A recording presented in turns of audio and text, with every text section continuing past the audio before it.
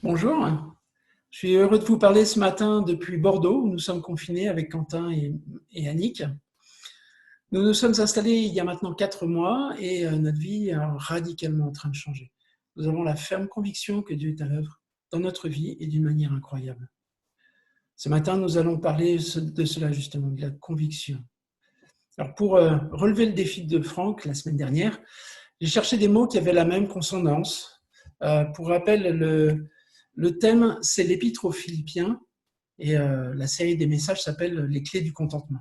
John a donné un message qui s'intitulait « Confiné, contenté ». Franck a parlé de « confiné, concentré ». Alors moi, j'ai cherché des mots finissant par « et », mais franchement, je n'en ai pas trouvé qui correspondent à ce dont j'ai à vous parler ce matin. Et donc, le titre de mon message sera « Confiné, convaincu ». Prenons nos Bibles en Philippiens, au chapitre 1, au verset du 18 à 26. Et on va parler des convictions de Paul et de la façon dont ces convictions ont dirigé sa vie et ses décisions les plus importantes. Qu'importe, de toute manière, que ce soit pour de mauvaises raisons, que ce soit sincèrement, Christ est annoncé. Je m'en réjouis et je m'en réjouirai encore, car je sais que cela aboutira à mon salut. Grâce à vos prières et à l'assistance de l'Esprit de Jésus-Christ, conformément à ma ferme attente et à mon espérance, je n'aurai honte de rien. Mais maintenant, comme toujours, la grandeur de Christ sera manifestée avec une pleine assurance dans mon corps, que ce soit par ma vie, soit par ma mort. En effet, Christ est ma vie et mourir représente un gain. Cependant, s'il est utile pour ma tâche que je vive ici-bas, je ne saurais dire ce que je dois préférer. Je suis tiraillé des deux côtés. J'ai le désir de m'en aller et d'être avec le Christ, ce qui est de beaucoup le meilleur. Mais à cause de vous, il est plus nécessaire que je continue de vivre ici-bas. Persuadé de cela, je sais que je resterai et que je demeurerai avec vous tous pour votre progrès et votre joie dans la foi. Grâce à mon retour auprès de vous, vous aurez alors dans ma personne une raison d'éprouver encore plus de fierté en Christ Jésus. Paul se réjouissait en toutes circonstances, parce que quoi qu'il arrive, il cherchait la volonté de Dieu. Et comme Franck en a parlé la semaine dernière, il y avait des gens qui cherchaient à lui nuire en annonçant la parole. Et il était content, malgré ça, parce que la parole était annoncée. Cela demande une force de conviction surprenante, franchement. Pour Paul, se réjouir en toutes circonstances, ce n'était pas rien. Regardez, jugez plutôt. Il a été arrêté par la jalousie des Juifs, parce qu'il voulait le faire taire. Les Romains l'ont enchaîné sur un malentendu. Ils croyaient que c'était quelqu'un d'autre, un révolté égyptien. Et ensuite, il y a eu l'inscription. Il n'a pas dû être traité avec beaucoup d'égards. Mais il est en prison. Il y a des gens qui veulent le tuer. Il doit partir de nuit en précipitation à Césarée. Et finalement, les Romains finissent par conclure que rien ne justifie qu'il soit condamné. Et du coup, il pourrait être lâché, mais Paul, avec tout ça, il sait où il doit aller. Il sait qu'il doit aller à Rome. Il a la conviction que quel que soit le prix, c'est son truc. Du coup, il en appelle à César, parce qu'il sait ce qu'il a à faire, en fait, à Rome.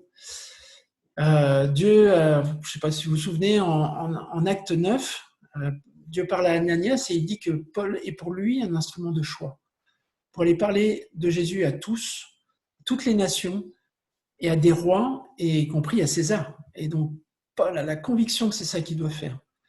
Et il sait que ça va l'envoyer en prison, il sait qu'il va souffrir, qu'il va avoir des chaînes, de la souffrance, mais quand même, c'est sa conviction et il y va. Et à la fin de sa vie en prison, après un naufrage, après avoir été emprisonné, après avoir dormi et été enchaîné nuit et jour auprès d'un Romain, il se réjouit.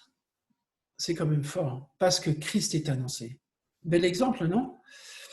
Pour nous, on n'a pas la vie de Paul, hein, mais on est venu ici à Bordeaux pour annoncer l'Évangile. On est arrivé en avance pour établir des relations et apporter le témoignage de ce que Jésus fait dans notre vie.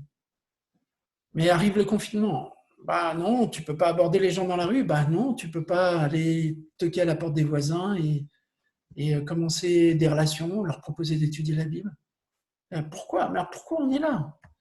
Et des circonstances sont là justement pour qu'on s'interroge, pour qu'on fasse différemment justement. Et on est effectivement venu là pour raffiner, raffirmer, affermir nos convictions, fortifier notre cœur. Et Dieu nous a fortement encouragés parce que malgré tout ça, la semaine dernière, un de nos voisins est venu et sonner à la porte et on a commencé à discuter. On a eu voilà, un bon feeling, une bonne début de relation, on va dire. On n'est pas resté très longtemps, on a appliqué les gestes barrières, mais il y a une relation naissante. Et quand même, dans notre résidence, au cours des derniers mois, on a avancé dans tout ça. On commence à se faire connaître. Et on a la conviction que vivre comme un témoignage, et pas seulement de parler de Jésus, mais aussi agir différemment et montrer par nos vies l'œuvre de Dieu. Et donc, ensuite, une chose est claire, Paul assume ses désirs. C'est frappant, je suis tiraillé des deux côtés. J'ai le désir de m'en aller, d'être avec le Christ, ce qui est de beaucoup le meilleur. Mais à cause de vous, il est plus nécessaire que je continue à vivre ici-bas. On peut le comprendre. Paul, il est en prison, il n'a plus d'intimité, il a son soldat à côté de lui. Plus d'intimité, rien que ça, c'est compliqué, de l'adversité. Ça ne devait pas être agréable, évidemment pas. L'insalubrité, l'inconfort. Porter des fers, à l'époque, ce n'était pas des menottes confortables. Hein.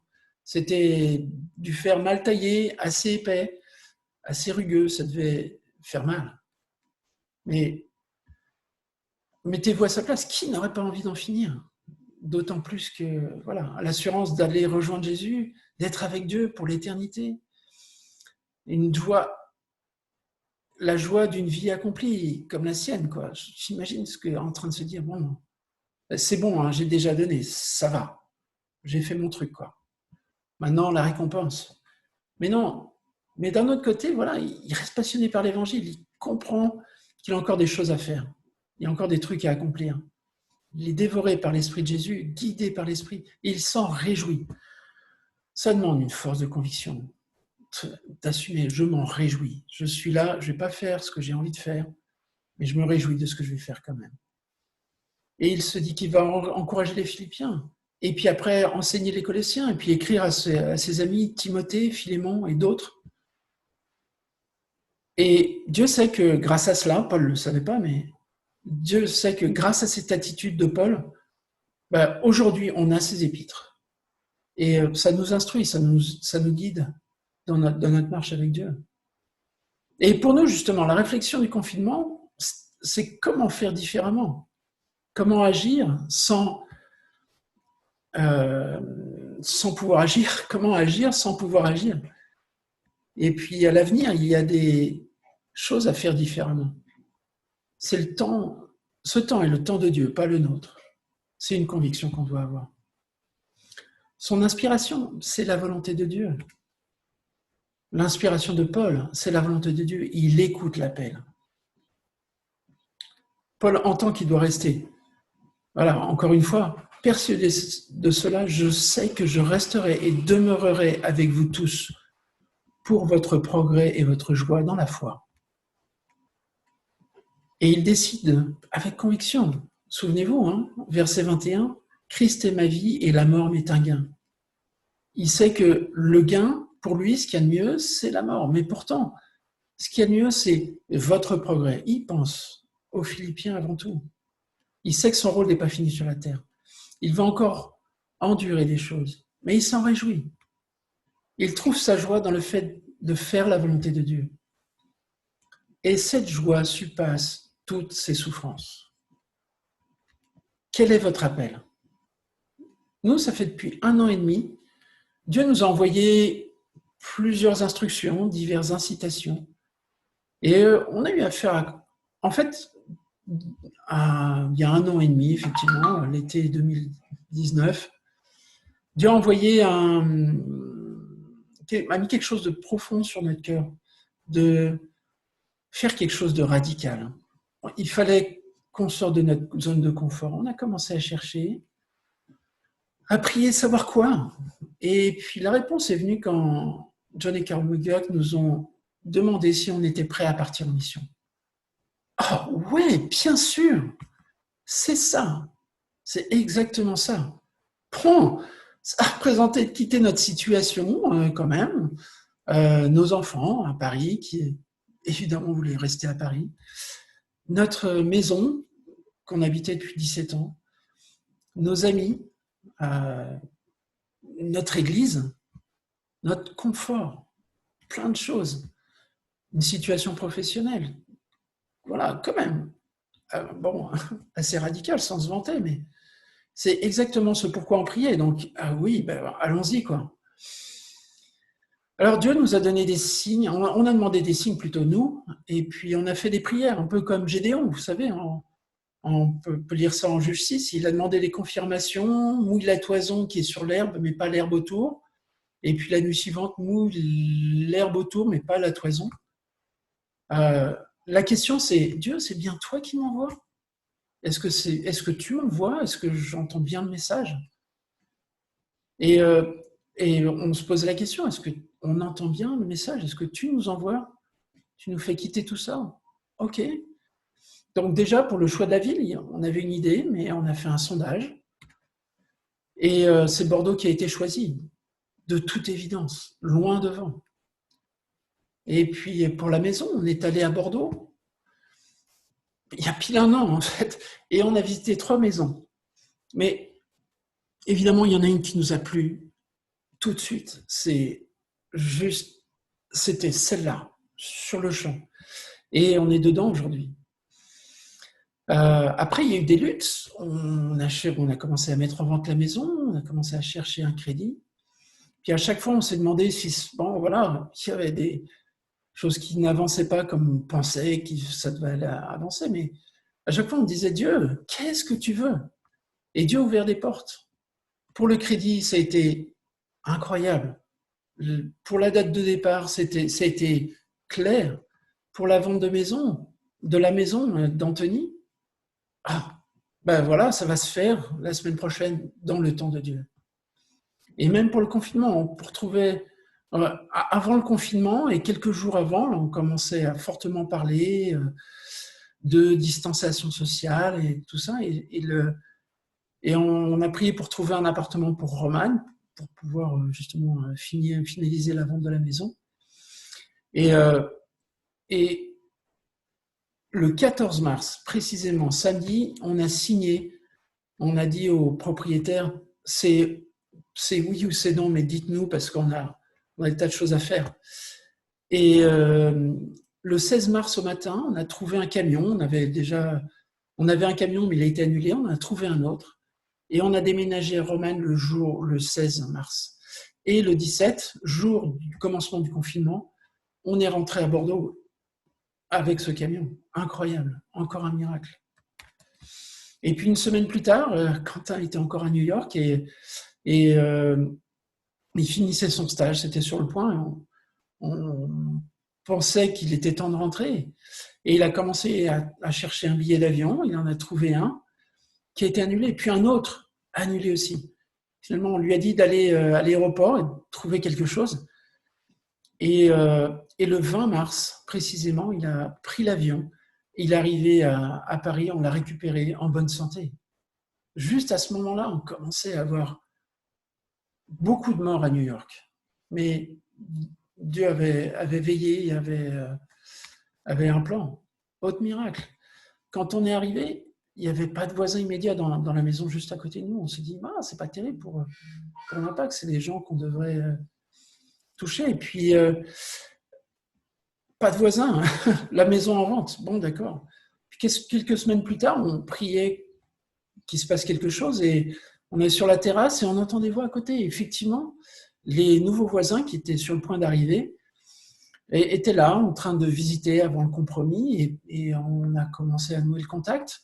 Un couple assez jeune, vraiment chouette et vraiment sympa. ok, le courant est bien passé, ça, voilà, un nouveau contact, on avance. Et puis en fait, de fil en aiguille, on a quand même connecté avec pas mal de gens. Et puis encore la semaine dernière, là, avec notre voisin Tom, qui est venu pour une raison assez diverse, mais malgré le fait que le confinement nous empêche d'aller vers les gens viennent vers nous. C'est quand même incroyable. Et, voilà, on a commencé à sympathiser. Et puis, allez, encore un autre miracle, Zach, c'est juste incroyable cette histoire. Certains le connaissent parmi vous, Zach Campbell. Il a été converti il y a quelques années à North River, dans le ministère de Tom, et Tom a calculé la dépense avec lui.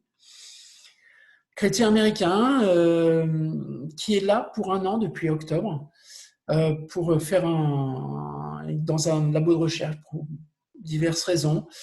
Et il a pris contact avec nous en janvier dernier, juste on venait d'arriver, on se demandait comment on allait faire les cultes. Et voilà, puis on a commencé à être avec lui, ça nous a permis de rencontrer, nous a fait rencontrer certains de ses collègues et amis. Et voilà, le travail commence et on a super sympathisé, notamment avec un couple de ses amis.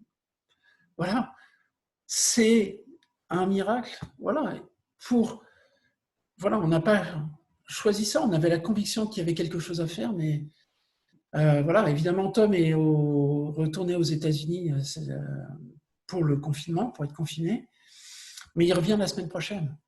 Et c'est le bonheur, franchement, on a hâte de recommencer avec lui.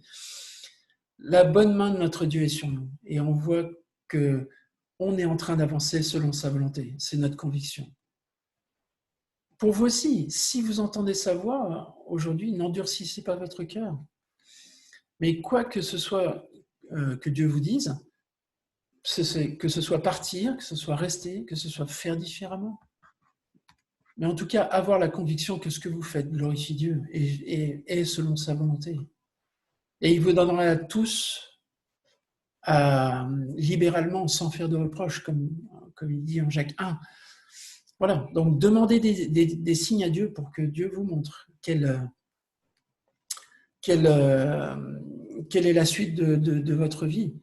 Parce que ce qui a guidé Paul, c'est que Paul avait une grosse assurance de ça. J'en suis persuadé, je le sais, je resterai et je séjournerai auprès de vous pour votre progrès, votre joie dans la foi. Paul était tiraillé. Mais oui, il savait que Dieu pourvoit et que Dieu l'avait envoyé et qu'il avait un dessein et que ce dessein allait s'accomplir. Et il s'est réjoui et il a accompli sa course jusqu'au bout.